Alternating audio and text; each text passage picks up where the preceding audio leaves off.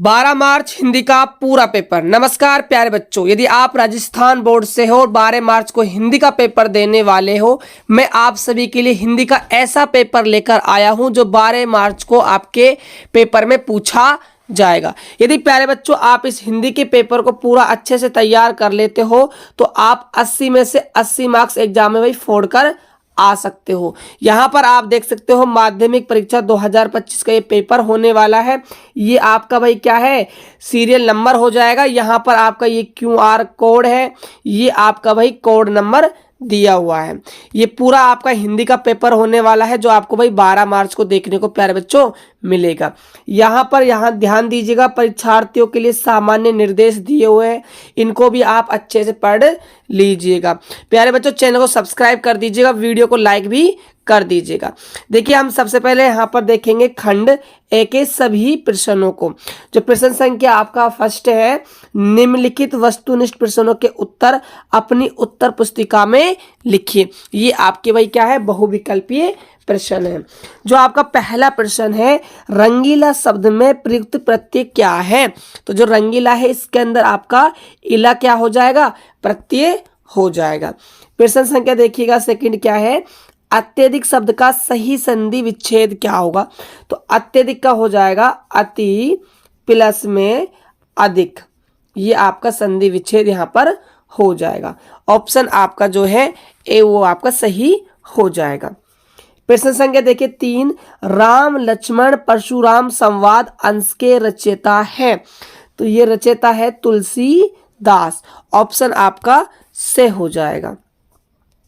प्रश्न संख्या देखिएगा 4 क्या है, उद्धव की योग साधना को गोपियों ने किसके समान बताया है? तो ये बताया है कड़वी ककड़ी के समान, ऑप्शन आपका ए बिल्कुल सही जवाब हो जाएगा। प्रश्न संख्या देखिएगा 5 क्या है, उत्साह कविता में कवि ने किसे संबोधित किया है? तो इसमें कवि ने बादलों को क्या किया है, संबोधित किया है, ऑप्शन आपका ए हो जाएगा।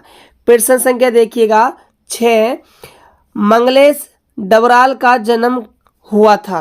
तो इनका जन्म हुआ था गढ़वाल के अंदर, ऑप्शन नंबर आपका से बिल्कुल सही जवाब हो जाएगा।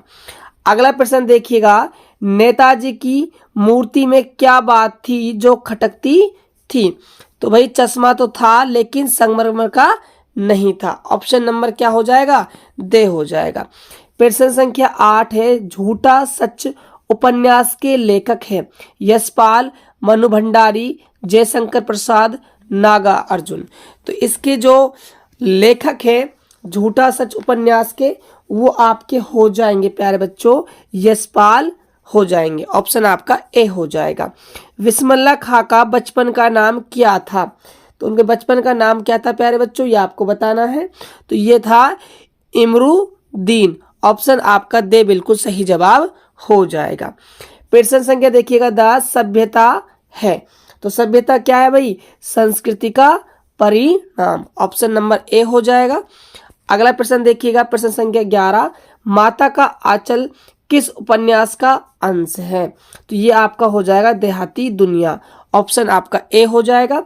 गंतोक का मतलब है, तो गंतोक का क्या मतलब है, ये मतलब है इनका पहाड़, क्या है प्यारे बच्चों, पहाड़ है।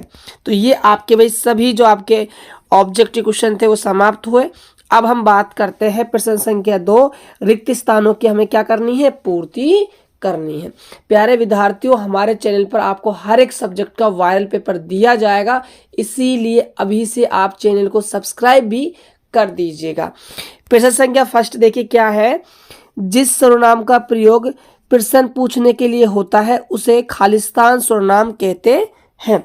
तो उसे हम कहते हैं प्रश्नवाचक, क्या कहते हैं, प्रश्नवाचक सर्वनाम हम उसको कहते हैं। प्रश्न संख्या देखिए नेक्स्ट क्या है, किसी प्राणी स्थान वस्तु तथा भाव के नाम का बोध कराने वाले शब्द खालिस्तान कहलाते हैं। तो ये हमारे क्या कहलाते हैं, संज्ञा कहलाते हैं। अगला प्रश्न देखिएगा, जब कर्ता स्वयं कार्य का संपादन न कर किसी दूसरे को करने के लिए प्रेरित करे या करवाए उसे खालिस्तान क्रिया कहते हैं। तो उसे हम कहेंगे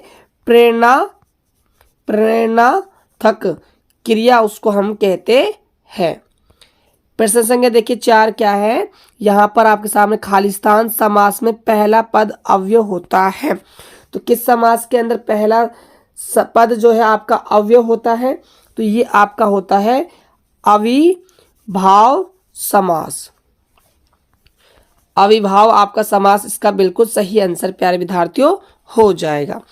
प्रश्न संख्या देखिएगा 5 क्या है? जिन शब्दों का लिंग, वचन, कारक एवं काल के अनुसार रूप परिवर्तित नहीं होता खालिस्तान शब्द कहलाते हैं। तो ऐसे आपके शब्द कहलाते हैं अवयव। क्या कहलाएंगे? अवयव आपके कहलाएंगे। नेक्स्ट प्रश्न देखिएगा, प्रश्न संख्या है 6। आपसे पूछा गया है यहाँ पर कि ऐसे अवयव शब्द जो क्रिया की विशेषता बतलाते हैं उन्हें खालिस्तान कहते हैं। तो उनको हम क्या कहते हैं? उनको हम कहते हैं क्रिया विशेषण अवयव। क्रिया विशेषण अवयव उनको कहा जाता है। तो ये आपके सभी खालिस्तान हुए। अब देखिए प्रश्न संख्या क्या है आपका? 3 निम्नलिखित अपठित गद्यांश को पढ़कर दिए गए प्रश्नों के उत्तर अपनी उत्तर पुस्तिका में लिखिए। तो यहाँ पर आप देख सकते हो, लोकगीतों की मूल बोली अथवा भाषा का पता लगाना कठिन ही नहीं असंभव सा है। तो ये आपका एक गद्यांश, इसको आपको ध्यानपूर्वक अच्छे से पढ़ लेना है और पढ़ने के बाद इस प्रश्न के अंदर जितने भी प्रश्न पूछे गए हैं उन सभी प्रश्नों के आपको गद्यांश में से उत्तर लिखने हैं। प्रश्न संख्या देखिए 4 क्या है? निम्नलिखित अपठित पद्यांश को पढ़कर दिए गए प्रश्नों के उत्तर अपनी उत्तर पुस्तिका में लिखिए। तो ये आपका एक पद्यांश दिया हुआ है, इसको आपको भाई ध्यान पूर्वक पढ़कर इसके अंदर जो 6 प्रश्न आपसे पूछे गए हैं उन सभी प्रश्नों के उत्तर आपको उत्तर पुस्तिका में लिखने हैं। अब बात करते हैं हम खंड ब। निम्नलिखित लघुत्मक प्रश्नों के उत्तर लगभग 40 शब्दों में लिखिए। 40 शब्दों में आपको यहाँ पर उत्तर लिखने हैं। यहाँ पर प्रश्न संख्या 5 देख सकते हो, हालदार साहब भावुक है, इतनी सी बात पर उनकी आंख भर आई। हालदार साहब की आंखें क्यों भर आई? नेताजी का चश्मा पाठ के आधार पर उत्तर दीजिए। अगला प्रश्न है, लेखिका के पिताजी की सबसे बड़ी दुर्बलता क्या थी? एक कहानी ये भी पाठ के आधार पर समझाइए। प्रश्न संख्या 7 है, फसल कविता का मूल भाव लिखिए। अगला प्रश्न देखते हैं, प्रश्न संख्या 8 है, हरि के राजनीति पढ़ी आए, गोपियों ने ऐसा किस आधार पर कहा? पठित पद्यांश के आधार पर समझाइए। प्रश्न संख्या 9 है, लेखिका ने झरने को जीवन की अंधता का प्रतीक क्यों बताया है? साना साना हाथ जोड़ी पाठ के आधार पर बताइए। अगला प्रश्न है, भोलानाथ और उसके साथी क्या क्या खेल खेलते थे? माता का आंचल पाठ को आधार पर बताइए। आस्तीन का साफ होना मुहावरे का अर्थ बताते हुए वाक्य में आपको भाई प्रयोग करना है। यहाँ पर आप देख सकते हो, ये आपका अब है भाई खंड से। तो यहाँ पर आपको निम्नलिखित पठित गद्यांश को ध्यान पूर्वक पढ़कर पूछे गए प्रश्नों के उत्तर अपनी उत्तर पुस्तिका में लिखने हैं। तो ये आपका एक गद्यांश है, इसको आपको अच्छे से भाई पढ़ लेना है, ठीक है। और इन सभी प्रश्नों के उत्तर आपको पढ़कर अच्छे से देना है। इसके अथवा में एक और आपका गद्यांश दिया हुआ है, इसको भी पढ़कर आपको भाई उत्तर लिखने हैं। जिस भी गद्यांश को आप अच्छे से कर सको वो क्वेश्चन आपको भाई कर देना है। प्रश्न संख्या है 13, प्रस्तुत पठित पद्यांश को पढ़कर दिए गए प्रश्नों के उत्तर आपको अच्छे से लिखने हैं।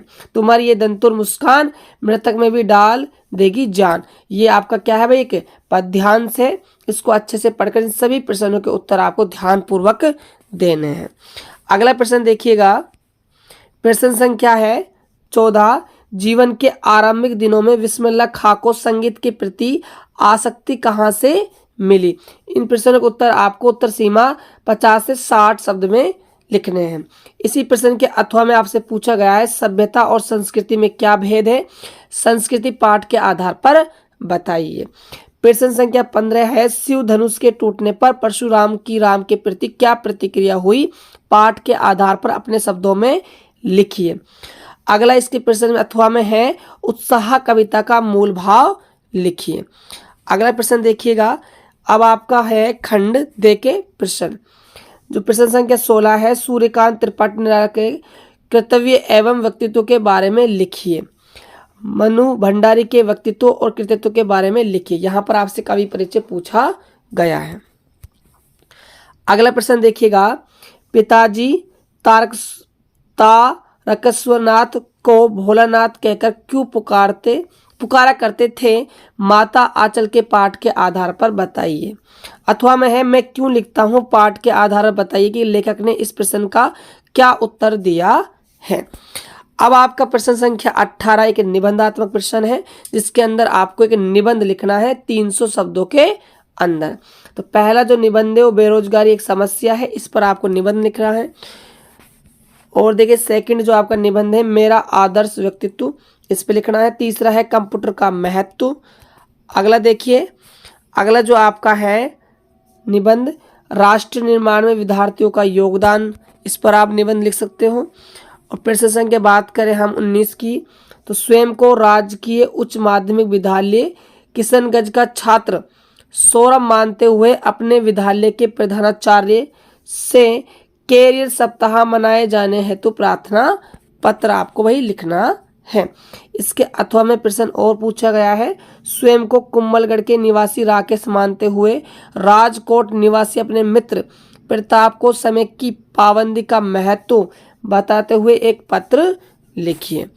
प्रश्न संख्या 20 है विद्यालय में समाज उपयोगी शिविर में मिट्टी से बनाई गई वस्तुओं की प्रदर्शनी देखने के लिए आने हेतु एक विज्ञापन लिखिए। अगला है महिला गृह उद्योग समूह द्वारा निर्मित जूट के सामान की बिक्री हेतु एक विज्ञापन लिखिए। तो ये प्यारे बच्चों आपका हिंदी का पूरा पेपर है, आप देख सकते हो ये आपका पूरा हिंदी का पेपर होने वाला है। 12 मार्च को यही पेपर आपको देखने को मिलेगा। यदि आप इस पूरे पेपर को अच्छे से तैयार कर लेते हो तो आप 80 में से 80 मार्क्स एग्जाम में फोड़ कर आ सकते हो। ऐसे ही आपको हर एक सब्जेक्ट का हमारे चैनल पर वायरल क्वेश्चन दिया जाएगा, इसीलिए प्यारे बच्चों चैनल को सब्सक्राइब कर लीजिएगा। यदि आपको इस पेपर का PDF चाहिए तो आप हमें कमेंट कीजिएगा। मिलते हैं नेक्स्ट वीडियो में, तब तक के लिए जय हिंद, वंदे मातरम।